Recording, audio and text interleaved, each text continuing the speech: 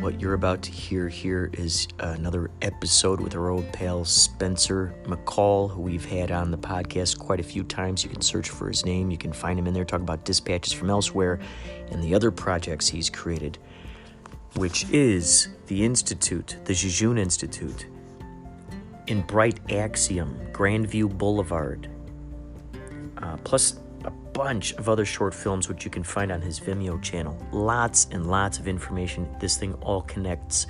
And then I just now end up hearing that there's yet another branch of it all called Crystore Inc. You could tell just how much I'm off my bearings here. I'm trying to choose. There's so many paths to choose, and it's quite crazy. It's a labyrinth. Anyway, buckle up for Inspirado Projecto. Thanks for listening.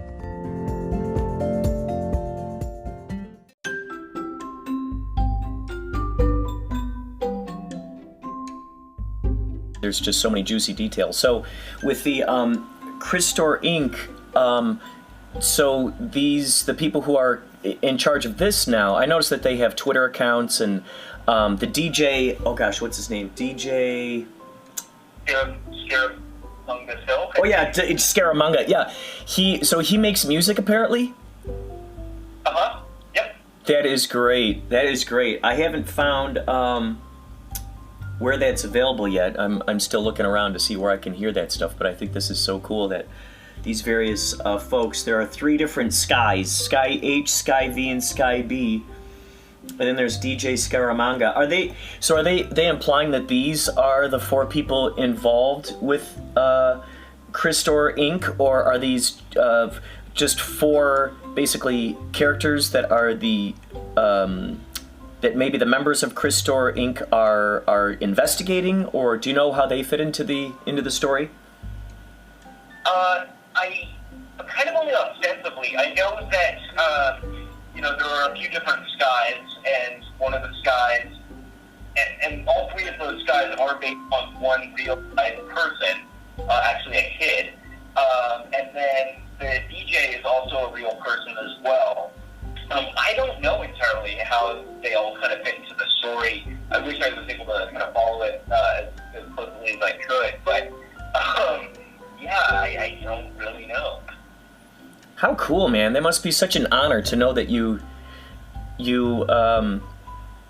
started this thing, and just to know that it spawned the imaginations of these folks, and just to see how they alter their perspectives of the world that you've created. Absolutely. Now, I know you direct, you produce, you write. Are you also a musician? I'm not a musician. That's the funny thing, is I actually come from a very musical family. My mom's a music teacher, my sister's a professional cellist, but for whatever reason, just the gene passed me by. I didn't really get hit with it. Not to say I don't have appreciation, but it's kind of weird. I actually don't even really listen to music. I realized the ability for music to change people's emotional states, and I think I'm aware of how to pick and choose music for that. But I never really listened to music, which is a weird thing to say, I guess. It's Superhero, and you're listening to Inspirado Projecto.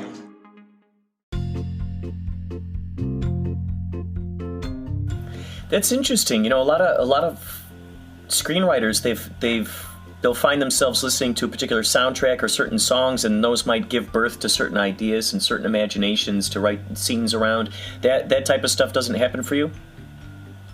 Not really. I think it's true with a lot of writers. I know, like Tarantino will talk about putting the soundtrack together before he's really set to the page. But no, it doesn't really happen for me. I think part of that is just, because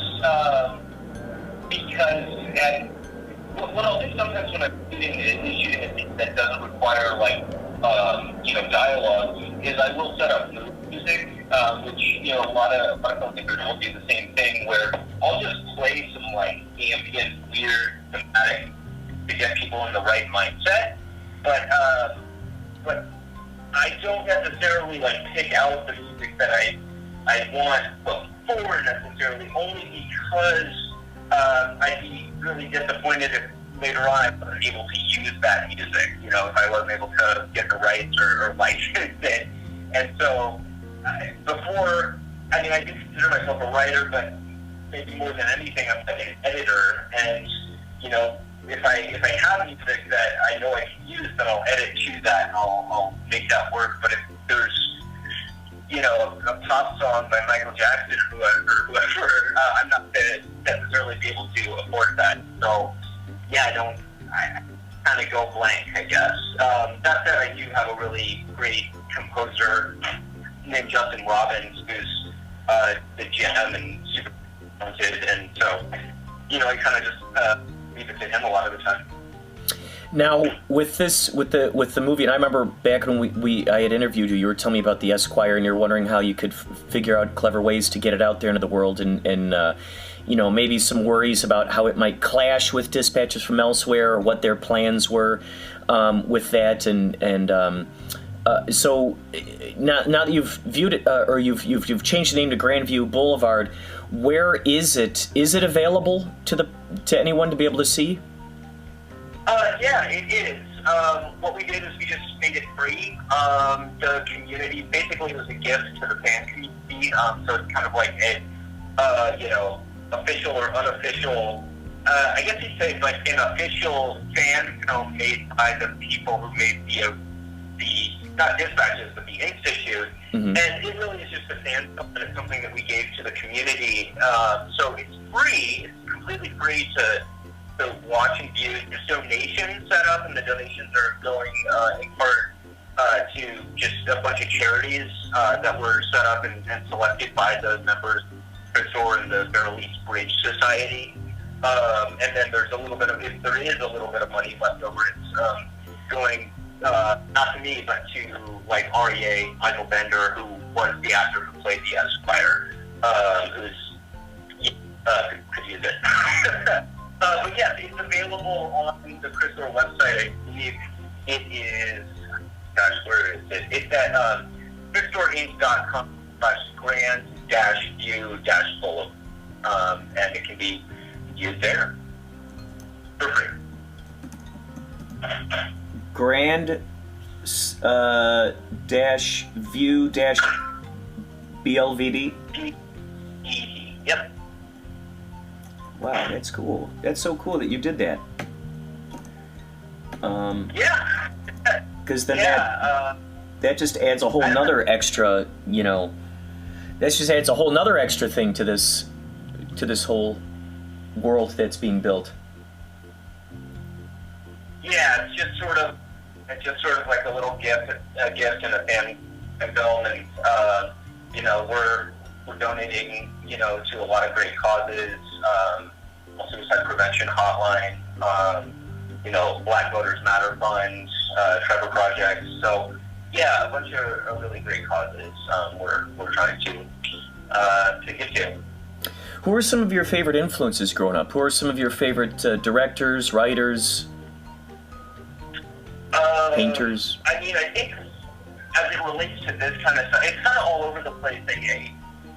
I really do like, you know, more blockbustery kind of stuff from time to time, but I think one of the biggest, like, influences for me was probably, like, Orson Welles, not so much because of, like, Citizen Kane or anything, but because of one thing he did when he was very young, and one thing he did when he was very old.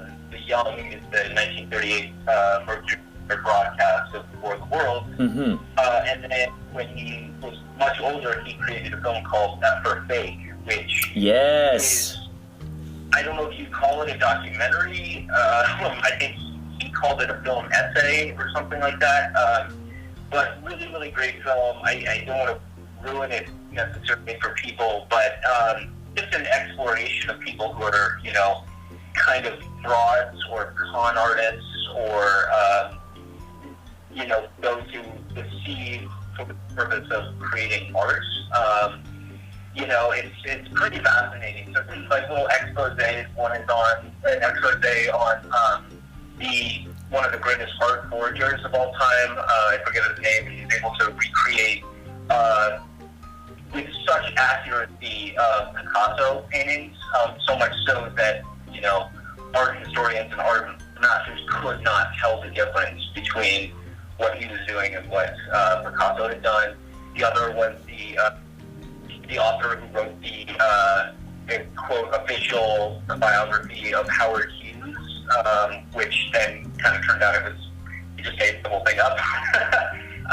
And then there's a few others, but yeah, I just absolutely love it. And so, you know, kind of a mix of that, and then obviously a mix of love for Banksy, not just for, you know, the guerrilla illegal stuff he does out on the streets, but, you know, connected to the gift shop, which also, you know, kind of taught me that, like, you can play with this medium. Like, there are no rules. Like, you don't, as long as you're allowing the audience to know that you're being subjective or you're kind of like playing with them a little bit, then just go for it. And I just like rule breakers and people who, you know, don't ask for permission.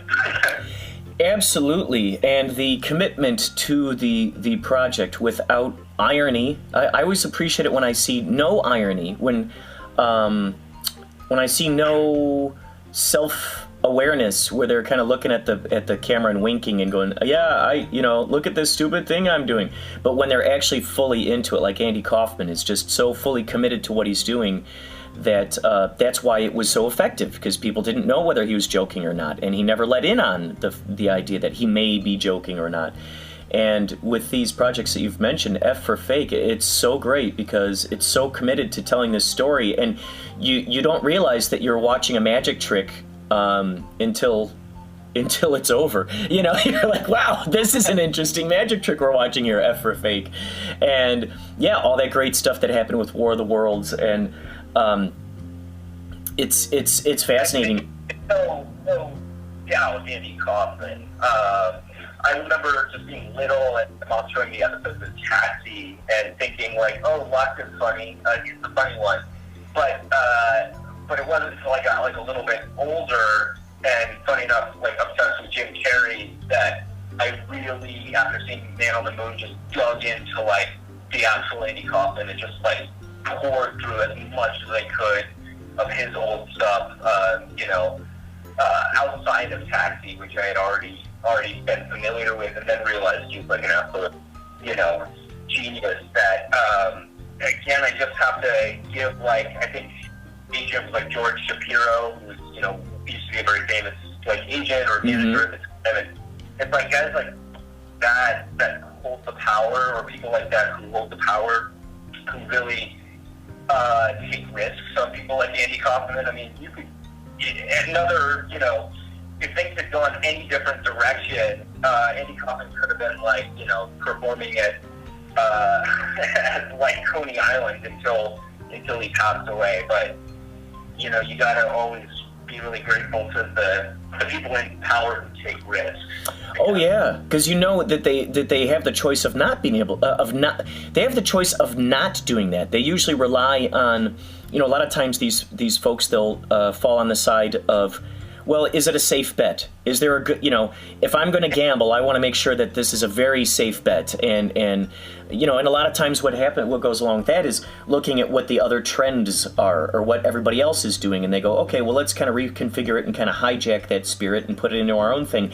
But it's the folks who are the true pioneers, the people who are out there on the fringes, the visionaries who are following the sound. And you're like, okay, this person is only, in addition to not following any rules or protocols, they are just they are doing something that's so undefinable because they themselves are not willing to be stuck within a certain definition. They're following their heart, and that can be any number of things.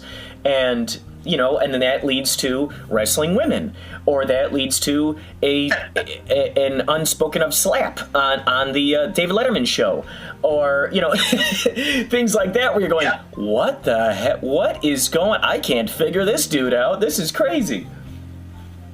Yeah, and I mean, I remember back with the Institute, Jeff Hull and I, we borrowed a lot from some of the antics of Andy Kaufman, where we did a screening one time, and just during the Q&A, we thought it would be funny. And I think we convincingly pulled it off, where we just like went on stage looking really pissed off at each other and like not wanting to talk and being kind of forced to be on stage. And the Q&A starts, and we're both being very like off-putting and acerbic towards the moderator, who we didn't necessarily tell we were going to do this to. And within 3 minutes, we're screaming at each other, and we're literally wrestling on the floor. And a bunch of people, funny enough, were like, "Hey, like, are you okay?" After that, which is kind of funny because they bought it, but also were like, kind of nonchalant about two grown men fighting on stage during a film. Yeah. So yeah, we did a fair amount of that. I love it. That's there's a lot of. I admire that kind of tenacity and commitment to a character. It just makes me so happy inside. Like when people like Gene Shepard. Are you a fan of Gene Shepard by any chance? I might be, but fill me in. The name sounds super familiar. Well, but I can't speak to it. Gene Shepard, back in the day, he was a radio host. In fact, the movie Christmas Story, all the narration in there is Gene Shepard, and it's based on his childhood stories that he would tell when he was on the radio. And so that's how that movie came about. He wrote a couple of books and stuff. Well, back during the day, he called his listeners the night people, because he had his shift went from let's say 11 at night to 5 in the morning or something. So he had the night people, and then there were the day people. And he goes, "Okay, everybody, let's play a trick on the day people.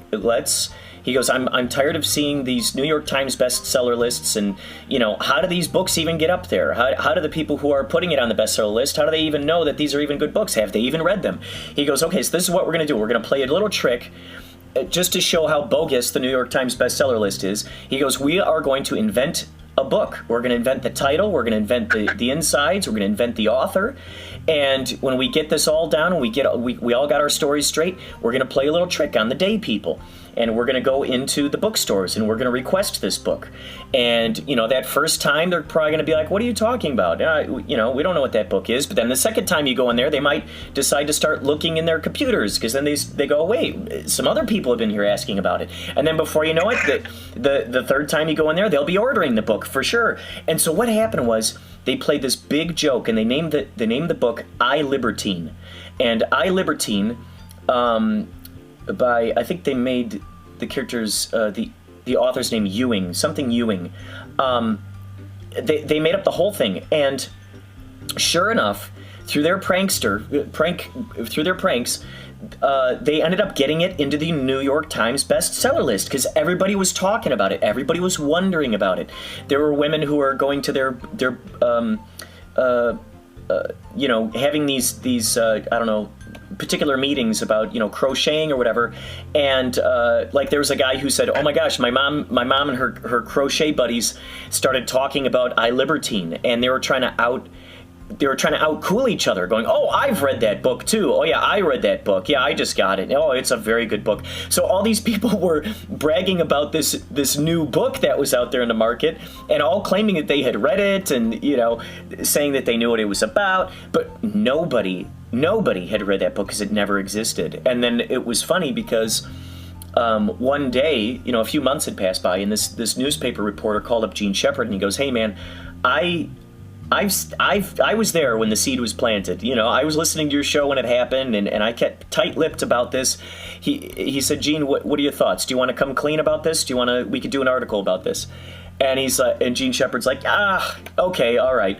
So all of a sudden, everybody who had been out there bragging about this bestseller, they all felt, hey, I've been hoodwinked, and then they all started blaming Gene Shepard for pulling this joke on him, and he goes, look, I didn't pull the joke, you guys pulled it on yourselves. You guys are the ones who were boasting about reading the book, and, I just said, hey, wouldn't that be funny if we tried this little prank, but, the listeners were the ones who kept it going, and you, the public, also kept it going, so it's not me, it's in your hands now, and so it was just such an interesting thing how it's kind of like that whole mentality of like, you catch the person with their hand in the cookie jar, and now they're going to find a way of making you be blamed for what they were caught for, and now you're in trouble because you caught them with their hand in the cookie jar, but really they're the ones who did it. So it was such an interesting trick on the populace, and then he ended up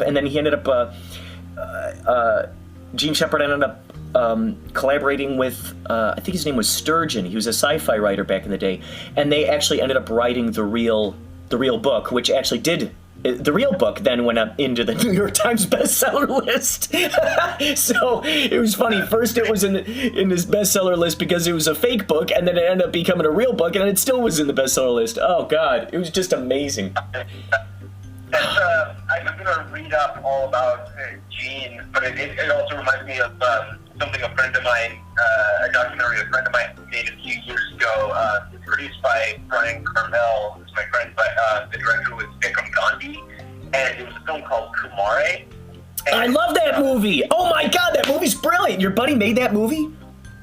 Yeah, Brian. Oh my God. Vikram was the subject and the director, but Brian was the producer. And dude. Yeah, I mean, it was a similar thing where, Vikram, Indian descent, but has no knowledge of, like, yoga or, kind of any kind of guru Eastern knowledge, and basically set out to create kind of a Swami cult, and by just making things up, basically, and got a bunch of people in Arizona to believe it, and as it kind of went on, started feeling really guilty about what he was doing, so much so that finally at the end when he had to come clean, he had to do it in such a way that was like, he had to shift the fake religion into being like, the power is within you, like, you don't need me, but even when he came clean, it still pissed off a whole lot of people. It's brilliant.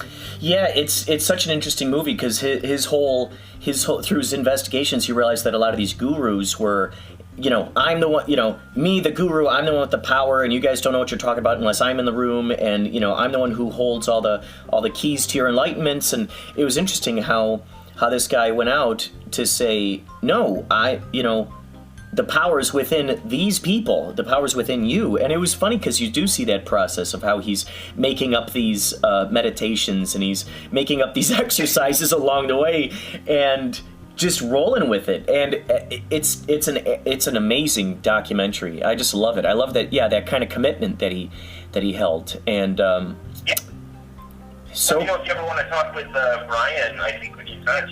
Oh, absolutely. I'd love to. This stuff just, it excites the hell out of me. These types of subjects. I mean, just like Alan Abel. Are you a fan of Alan Abel? This is another name, Kurt. I'm ashamed. I'm not familiar. These are your people. These are people who planted the seeds long ago of this type of rogue behavior, if you will, just playing with the media. And Alan Abel, he actually is the one who inspired Andy Kaufman to fake his death, because Alan Abel had actually faked his own death. Once again, in New York Times obituary, he faked his death over the course of a weekend. And then he finally came out after the weekend going, no, it was just a joke. But he gave his step-by-step process to Andy Kaufman as to how he went about doing it. And that's a whole side rabbit hole with Andy Kaufman. But Alan Abel, his mission was to show the fallacy in the media, in the news, and that no one in the news can be trusted. Any story can be twisted. Anything, this is long before the buzzword fake news came about. So he was the originator of fake news, and he was such a media hoaxer. He would stage these fake protests. And, like, for instance, one of the big protests was against women breastfeeding publicly. And so he would, get this scowl on his face, and he's saying, well, that's obscene, and he would have, it was such an interesting thing just to see how the media would pick this up and how people would react to this. Another one that he did was protesting for animals having to wear pants. He thought it was, obscene he's like, hey, humans have to wear pants. I think it's only fair that animals wear pants, especially horses. And so there's the huge, protest about that. And then he pretended, it was funny you brought up Howard Hughes. He pretended one time, because Howard Hughes was in hiding for the longest time, and Alan Abel pretended that he was Howard Hughes, and he had plastic surgery. And so right there on the news, it was so funny because he had his head wrapped up like a mummy, but he had just space enough there for his cigar to stick out. And so he's on the news, and they're like, okay, Howard Hughes has come out of hiding, and he's going to show us his new face after all this plastic surgery. And so you just see them unrolling, and meanwhile Alan Abel is still talking underneath this thing with his cigar, and they're just having this polite conversation. All of a sudden the bandages come off. They go, wait, you're Alan Abel, you're the media hoaxer. He goes, yep, that's right. And he's just like smoking his cigar, and he's just so mild-mannered. And they're like, why'd you do this? He's like, the public, they need a little bit of imagination. They need a good kick in the imagination. I figured it was a lot of fun. And it was just so funny, man. He did so many little things like this. I got a chance to interview him, and he just told me all these amazing stories. And way back then, you really couldn't fact check things. You didn't have the immediacy of the internet, so you didn't. It was much easier to forge important documents and get fake stamps for notaries and all this stuff. And so he just used that to his advantage like crazy. It was just amazing. If you get a chance, check out the documentary. Check out the documentary that his daughter put together. It's called Abel Raises Cain. Abel Raises Cain. Abel, Alan, Alan Abel. That's how you spell his name, Alan Abel. He's passed away. He passed away a couple of years ago. But this guy, just an amazing, brilliant guy. And he ended up becoming close friends with Andy Kaufman, and those guys were like peas in a pod. And just a great media hoaxer. But yeah, to know that these people have lived out there in the world. And then, like you were saying, Orson Welles doing the War of the Worlds over the radio, and just brilliant, just amazing. And I think that kind of behavior really ignites the mischievous prankster within me. So I think when I first saw the Institute and I came across the Institute, I was just like, I gotta know who these people are who are in charge of this. And then once Kapow rolled around, and then I was reading through the biographies of these people who submitted their projects, and I'm like, no way, what? This guy, Spencer McCall, had to do with the Institute? Are you kidding me? And so that's what just excited the hell out of me, the fact that I'm like, this guy, of course, look how the universe works. Of course the universe would magnetize the guy who was responsible for cutting together the Institute. Of course the universe would magnetize him somehow to the film festival that I co-organize. And it's so cool just to now be able to jangle around in your brain and see your process with this stuff. Yeah, absolutely, Kurt. Speaking of the festival, what's the plan for the festival going forward? So since, as you've seen, like, the classic thing with Christopher Nolan's, what is it, Tenement? Is that the name of it? Tenement? It just keeps getting pushed back and pushed back.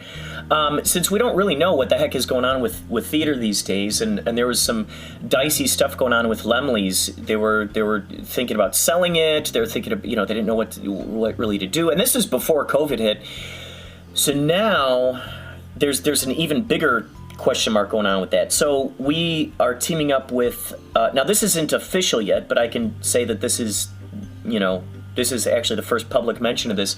There's a company called Filmocracy, and that we're teaming up with. And Filmocracy is they're sort of defining themselves as a a distributor of sorts for indie films. But in addition to that, they're going to do sort of like what that we had been talking with these people before actually San Diego Comic-Con ended up doing their virtual. They did a virtual San Diego Comic-Con. So we were talking with these guys, and they go, "This is going to be a virtual situation."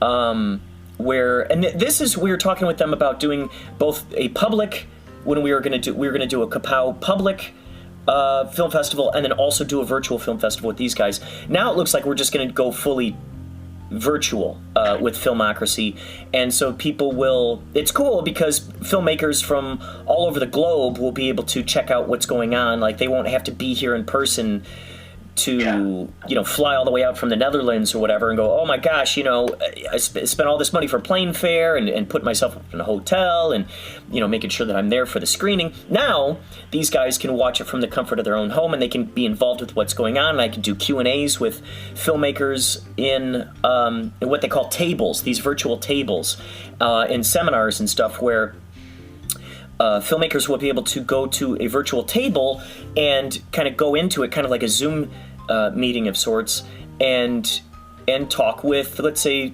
people about, like, for instance, we got a guy, Matt Jones, who last year he did a seminar about posters, the importance of posters for your movie, and the fonts that you're using, and what colors are catchy, and just the placement of the fonts, and the placement of what's on the poster, and all that stuff. So we're probably going to have a seminar about that, or a seminar with people who talk about the importance of insurance on a set. So people are going to talk about that. All these different things. So we're still trying to work out the kinks right now with how that's going to work out. For instance, are we going to have set times where it's still exciting, where we go, okay, 3 p.m., this movie is going to be shown in this block. It's a vastly different thing now, because it's crazy, because in person at Laemmle, there was a certain time of each day that they would open up the theater, and then there was a certain time each day that they would have to close the theater, where we would have our last showing. Then we'd have to figure a half an hour in between each block of films where we factor in the Q&As with the filmmakers, and then in addition to that, 15 minutes of the employees going in there and making sure that they clean the theaters in between each each block. So now that we don't have that, it's going to be a vastly different thing. Are we going to start each block right away? Are we still going to leave a half an hour where we talk with the filmmakers? How long is each block going to be? Is it going to be an hour? Is it going to be 2 hours?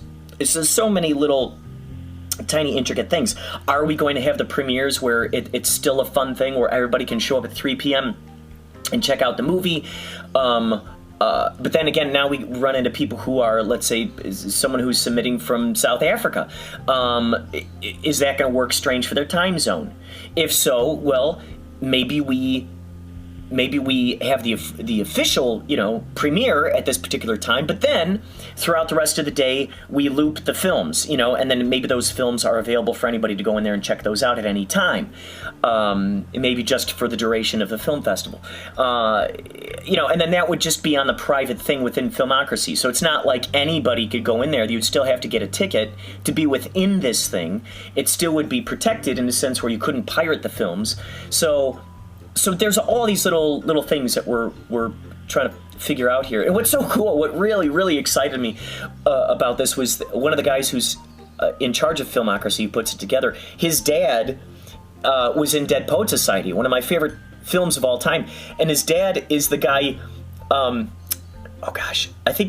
can't remember what he goes by in his name, but he's the guy who paints the little native insignias on his cheeks. He's like, damn it, my name's Nuwanda. And he's the guy who stands up in the church. You know who I'm talking about? And that was that the actor who also was recently in Silicon Valley? Oh, jeez. Gosh, I'm trying to remember. I feel like hold on one sec. I'm trying to. Was it? Oh, geez, I can't really remember it. It wasn't Josh Charles. might have to edit some of this out. I'm looking it up right now. Yeah, I am too. I actually. Let's see. Well. But he's the guy who stands up in the middle of the church and he has the phone is ringing and he's like, "Sir, God is calling. It's for you." Right. And so it was just cool to know that his dad, like, that's his son right there. And I'm like, oh my God, how cool would that be to get that guy in there for a Q&A, you know, about his film career, about what he's working on now. Let's see. Yeah, absolutely. Oh, that's so interesting. Dead Poets Society. Yeah. Huh. I'm not seeing it at the moment. But anyway, yeah, so that's fantastic. I mean, the alternative too, Kurt, that you could do is when you rent out a theater and you hold the film festival for one individual who pays $25,000 for the ticket. Dude, yeah. Oh, that's good. That's good. Oh, yeah. Very exclusive. Yeah, $25,000 for a ticket. I love it. That's good. And it comes with a free popcorn. Oh yeah, free popcorn. Absolutely. I just found this guy. I think his name is Josh Charles. Is that the name that you said earlier? Josh Charles. Yeah. Yeah, I think that's the guy. And, you know, the thing is with we were talking about this, where like some of the guys really wanted to still try to shoehorn in a live, you know, theater experience and try to make that work, and I thought, oh man, like I just don't know if it would be a brand new. So it'd be like a brand new type of thing, because then we'd have to deal with masks. We'd have to deal with a whole slew of things now that we, you know, we'd have probably a very small audience, because we couldn't put people, you know, we wouldn't be able to sell out an auditorium, and then that of course would change the amount of money that the theater would have to charge us for that week. And I mean, it's like, it's such an unknown kind of up in the air type of thing that. I mean, I think your plan of the $25,000 ticket just might work, especially if we can only put, especially if we only can put maybe 20 people in the theater. That would be fantastic. Maybe they go home with some gold-plated something or other, or a facsimile thereof. Or what you do, Kurt, is it doesn't even have to be a theater, but you set up a room that has, like, let's say your festival has, 50 films, you set up a room that has 50 monitors on it, and they're just constantly playing a loop. And, like, that loop goes, at least for the short film block, goes for, like, 10 minutes.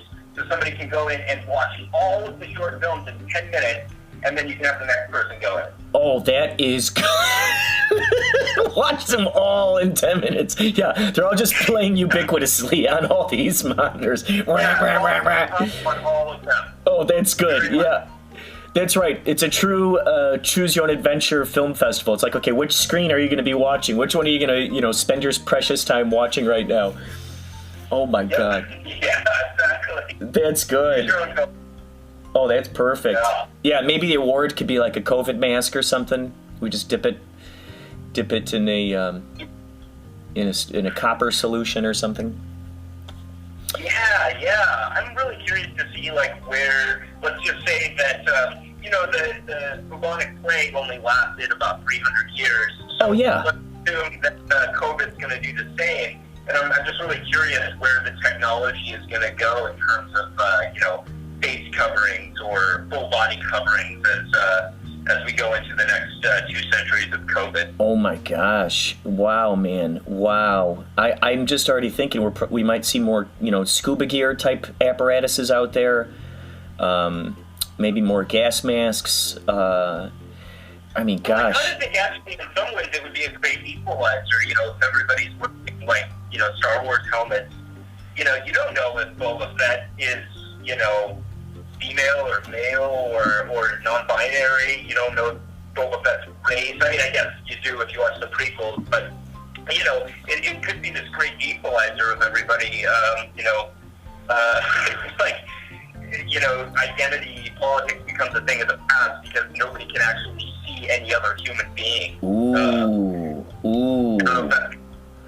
That's good. That's good. And then it's truly based on a personality. It's truly based on a vibe that's happening there. And and that's good, because then no one would be able to say that anyone was, let's say they wouldn't be able to use their identity card as an excuse to say, like, well, you don't like me because of this, right? It would just be like, it's strictly on your personality. It's strictly on the vibe you're putting out there. Boy, it's interesting how, because my favorite holiday is Halloween, and I just felt like once this pandemic came about, I was like, holy cow, now almost, like every day is Halloween now. Everyone's got a mask on. It's so interesting. Yeah, although you could say that Halloween, it can be a bit ageist at times, because, at 34 years old, the last few years when I've tried to go out trick-or-treating, I just suffer some pretty bad ageism. And pretty bad ageism. That's good. That's good. Yeah. Yeah. God, no, man. I jest, but it's like, because that also, the idea of everybody being completely covered and losing all sense of identity is also a very dystopic idea. It is. It really is. But, yeah, so I'm just curious where we go from here. If, a lot of people, I'm sure there's a million screenwriters right now who are working on their COVID scripts. Oh, yeah. And that's not me. but I do like the idea of, like, potentially a film or whatever, a show that is, COVID 200 years from now. You don't need to call it COVID. You can call it any disease or the thing we just haven't been able to cure, but we've had to live with for, centuries now, and what the future looks in that reality. Well, it was so interesting. I, right before, let's see, I think it was right when we were just hearing the news of COVID coming around.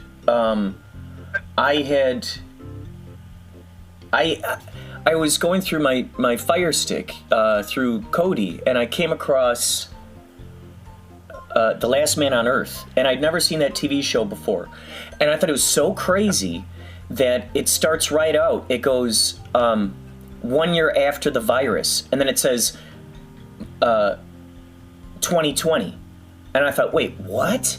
And the whole show, I didn't realize it was because of a virus that had wiped out the populace. And it was so strange, because when I did my research, and it turned out that first episode aired in March, 2015 or something, in March. And here I was watching it in March, and then it says, in the first screen it says 1 year after the virus, and then it says 2020, and I'm going, what the heck? I've somehow entered like a strange fractal. What is going on here?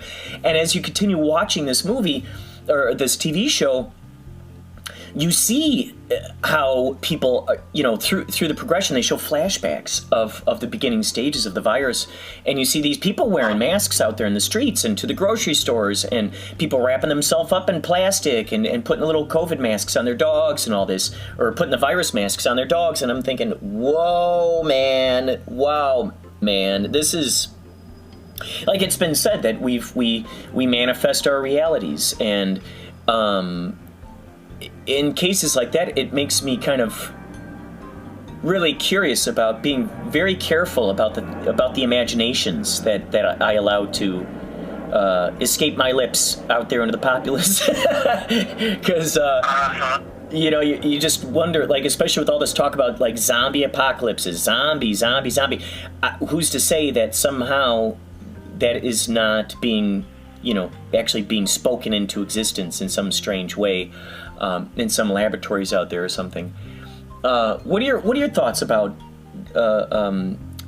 manifesting a reality and being sort of the author of your reality experience? Yeah, it's sort of like the idea of that book, Secret. I don't know. I mean, I'll put it this way. I have been like almost divinely lucky in my life with certain things.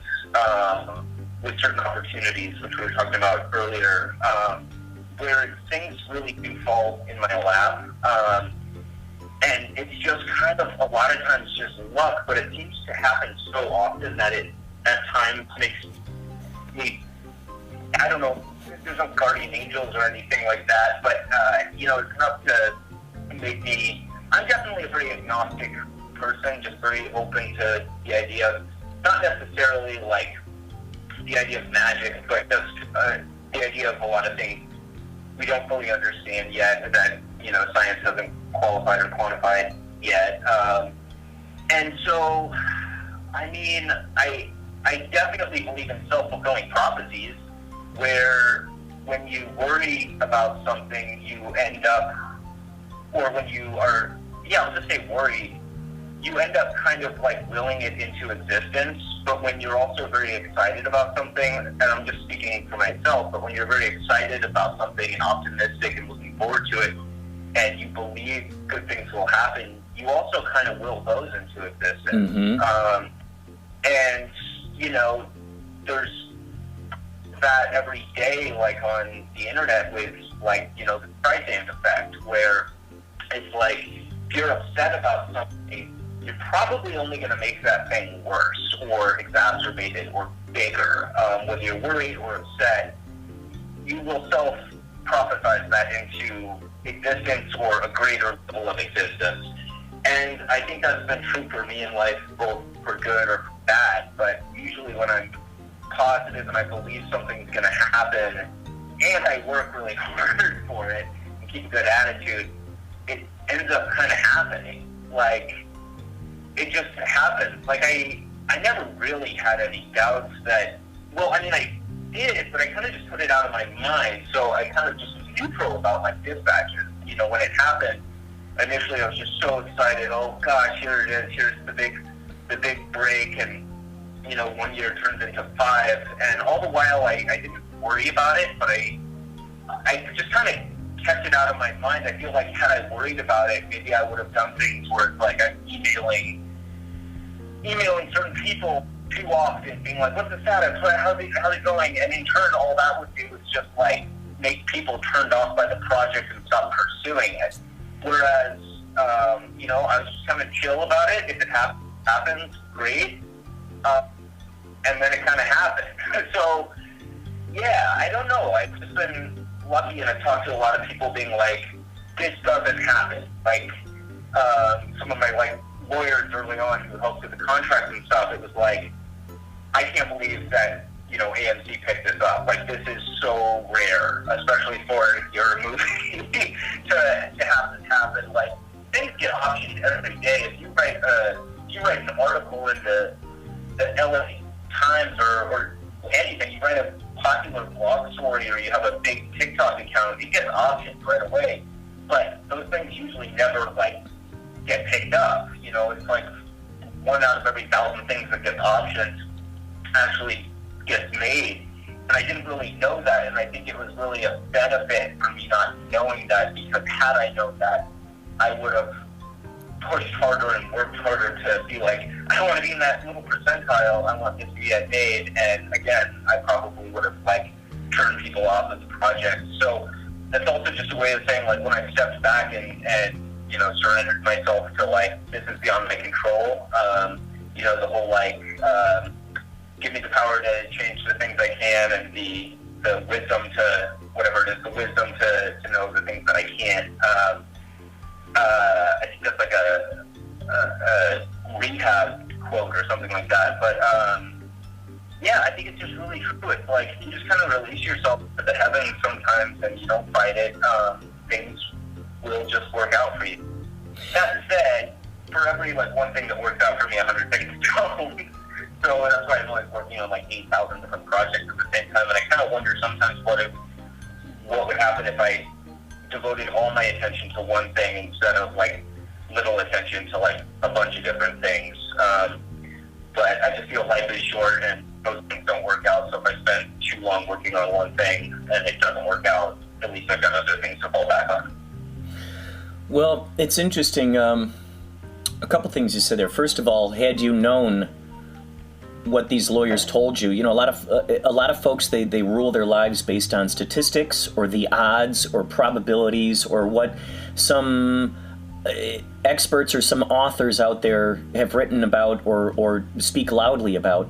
And so a lot of folks are going, well, chances are this won't happen, or chances are, and for some weird reason, there's an overabundance of that type of mindset of,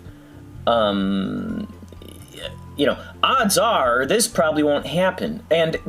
But it's funny because we're dealing with a universe here that is the very thing that is enabling us to talk right here. All the frequencies and vibrations and all the quarks blipping in and out of existence. It's like there's no way that any sort of limited-minded human being, no matter how powerful the telescope or microscope, can ever wrap their brain around what is, you know, what is the very, you know, wrap their brain around the very thing that is enabling them to ask those questions and to think about those things.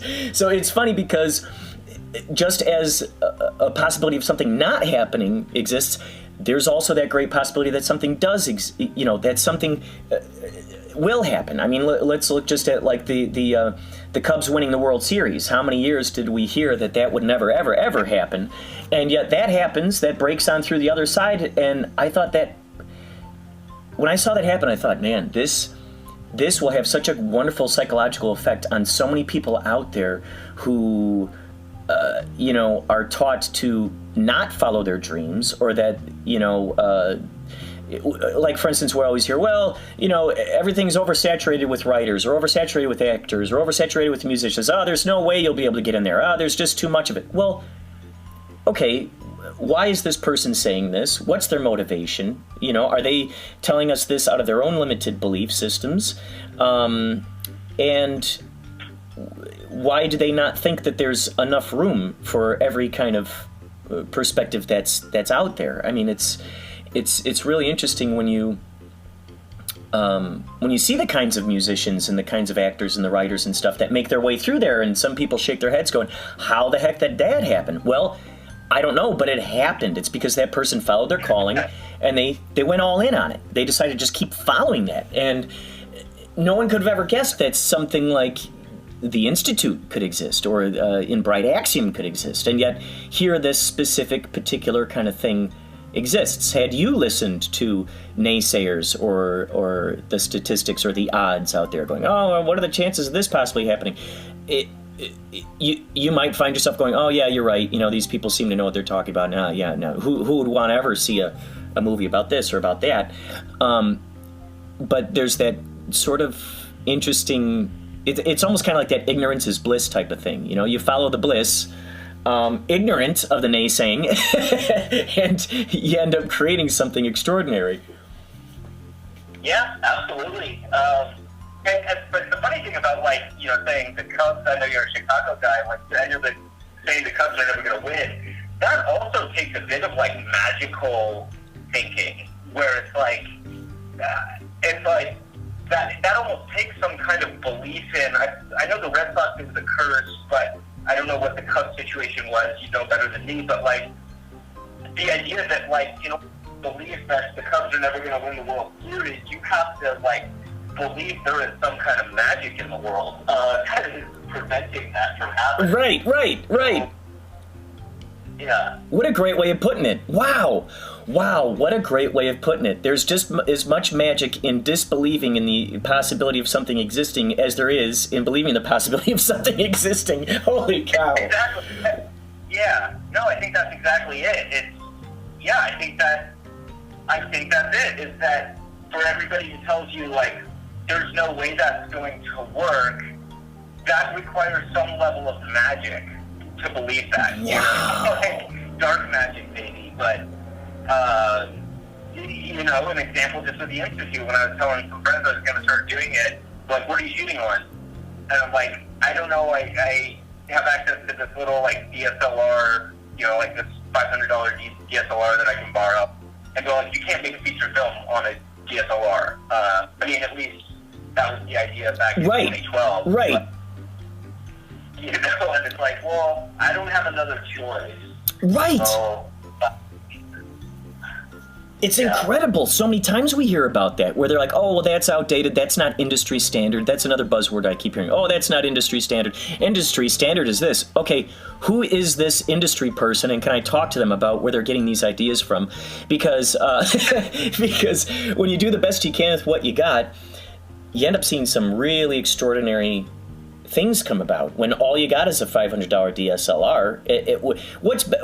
What's the better, more rewarding choice? Shooting with, the 500 DSLR that you got, or not shooting something because you need to have this, red camera that's $5,000 and you better go to work and you got to start saving up money in order to do that thing. And, that you might save up enough money in a year and then you can shoot that thing. Well, what's better, waiting around or being proactive with something, doing the best you can with what you got? And it's like when you strike when that inspiration is hot, holy moly! It's like, I just feel that I've grown. And like, Yeah, go on. Oh, go ahead. No, you were saying something. Oh, I was just going to say that, and in recent years, I actually have been able to direct and work on shoots where we are shooting on an RE Alexa or a Red, and it's been great. The footage looks great, but the amount of setup time and technical limitations definitely have put a damper on the creative spark of just let's go do this really quick. So when I do shoot on those things, I really love steady cam, so we can just set it up. We can change really quick, we can move really fast, but you can't always shoot on Steadicam. And I just feel like a lot of times just being able to, point something at, just agility breeds some level of creativity, I think. Oh my God, absolutely. And when you don't have access to those things and you don't have a budget, the creativity really thrives. The creativity really thrives then, because then you're going, okay, well, in a perfect world, I'd have this particular set up and all this production design and all these little nuggets going on there, but all I got is a beach. So what kind of cool stuff can we do with this beach? And what's available here? Can someone build something with out of the sand? Are there any crabs running around? Gather those seashells. We're going to spell a word with it. And you start figuring out what you can do with that. What might others look like a limitation. You're going, well, this is what we got here. So there's boundless imagination. So how do we bring that to light? Completely. And hey, Kurt, I hate to say it, but I gotta take off pretty soon. So if you had any final things you wanted to address? I want to ask you: have you heard of the Monroe Institute? Yes, I have heard of the Monroe Institute. And once I started learning about the Monroe Institute, they even have a whole thing about dolphins, and I thought, I wonder if any of those were there any Monroe Institute isms that were inspirational behind the Institute? I would say that probably. I think that might be more of a question for Jeff Hall, who I think you'd have a great conversation with and in touch, because the history of the Vision Institute, that was really all brainchild of Jeff Hall, and I believe along with Ethylene and S and Dianetics and all of that, I do believe, and with the forum, Youngstown, I think that in addition to the Monroe Institute, they were all kind of a mishmash of inspiring themes and moments in history. Wow, so incredible. If you get a chance, I'd say do a deep dive into the Monroe Institute and see as much as you can about that, because I've talked to people who have studied there, and there is magic stuff. There is magic in the world, and the Monroe Institute helps bring that about. That's for sure. They've found specific frequencies for specific abilities, and it's really quite astonishing to see what's possible there. It's really crazy. Okay, let's see. Oh gosh, what was the other thing I was going to ask you? So you're working on I know you're saying you're working on a bunch of projects. I love doing it too. I love just spinning the plates and giving equal attention. I feel like all these ideas are my little babies, and and it's up to me to give them life someday, whether it's a screenplay or a song or what have you. Do you feel that sort of allegiance with your ideas? I mean, I don't feel limited by anyone's medium necessarily. I'm more a visual person, so I like seeing things, maybe even more so than hearing them.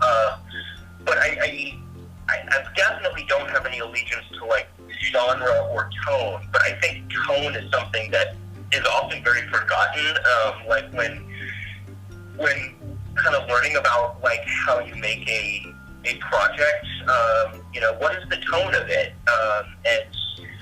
and how do you make that happen? Like mystery is not necessarily a genre, like somberness is not a genre. Muted colors, you could say it's like an aesthetic, but just all of these things, finding the tone of any project I work on, like sometimes it's a lot easier, like genre does dictate tone, like I'm making a screwball comedy, and so camera's going to be kind of wacky and moving around, and it's going to be like lit well, and there is some of that, but I've always been really interested in like experimenting with creating new tone, and it's a hard thing to do. It's hard, yeah. Wow, man, that is such a good point, the tone. I've been watching movies lately and just really paying attention to the soundtrack that's under there and realizing, wow, the sounds are there to serve the emotion that's being expressed by the, any number of things. But from what I've been noticing, it's like, oh, that's interesting how that harp that they're using or whatever is like right in time with this person crying, and each time they sob, there's another bloop bloop bloop, on the harp, or it's really interesting when music can be used in that way of expressing those kinds of emotions within that tone. And when you express tone, do you try to find certain, because so much of that is done by the music, or I guess percussion, in the sense of like the Birdman movie with Michael Keaton, a lot of that was just percussion. Do you try to, I know you're saying you're not much of a music guy, but do you ever try to like go, oh, okay, I like the tone, I like the mood, I'm getting this kind of mood from this particular music, and maybe I could have my soundtrack guy, kind of bring that kind of mood into it? Well, that's interesting. I think music and sound is kind of one component of tone, but there's also like the visual stuff, like all of it kind of contributes to tone, but tone is like this kind of invisible spirit, or like the id of the film, or project, like this subconscious, like either dark spirit underneath. It's something you can't necessarily say, but it's the alchemy of all of the different pieces of art coming together, and that creating something that like potentially moves your spirit. But I will say that I worked on one project once where what I really wanted to do was basically have a composer write the music for the film, but then I wanted to basically have that music go through just the music itself.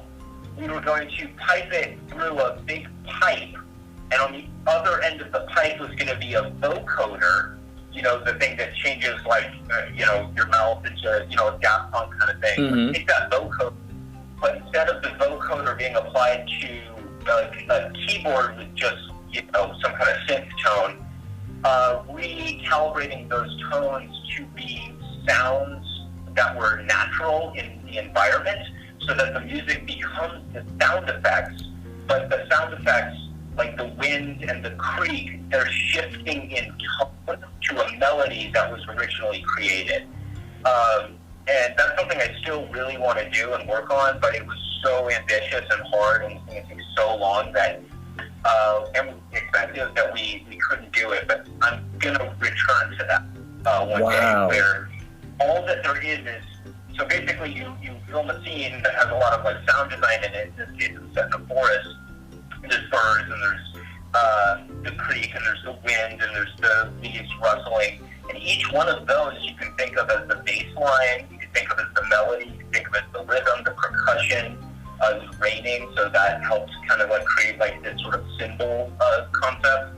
And you basically put all the sound effects in, then you write out the music and you apply each layer of the music to one of those sound effects, and you adjust the pitch and timbre and volume and everything of the sound effects as dictated by the melody and the music that you had written, so that the music is the environment, if that makes sense. Wow.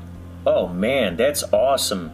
I'm looking into getting there are a few of these different devices where you can hook them up to plants, and you can hear the plants singing. It's their consciousness that's flowing through the leaves. And that is just so fascinating to me. And that stuff can then be put into a MIDI, into a synthesizer, and then you could change the sounds through that as well. That's kind of, that's part of the idea for sure. And Kurt, I'm so sorry. I gotta step away to the bathroom before my 2:30. Oh, dude. It was great. Thanks again for another enlightening conversation, man. And I look forward to collaborating with you again in the future. This is just so cool. This is just a wealth of information and insight. So thank you so much for sharing that with me and all the people that'll be listening to this. Likewise. Thanks so much. All right. Take care, Spencer. All right. Bye. There you go. Spencer McCall. Another astounding swath of information. You are listening to Inspirado Projecto. Get ready.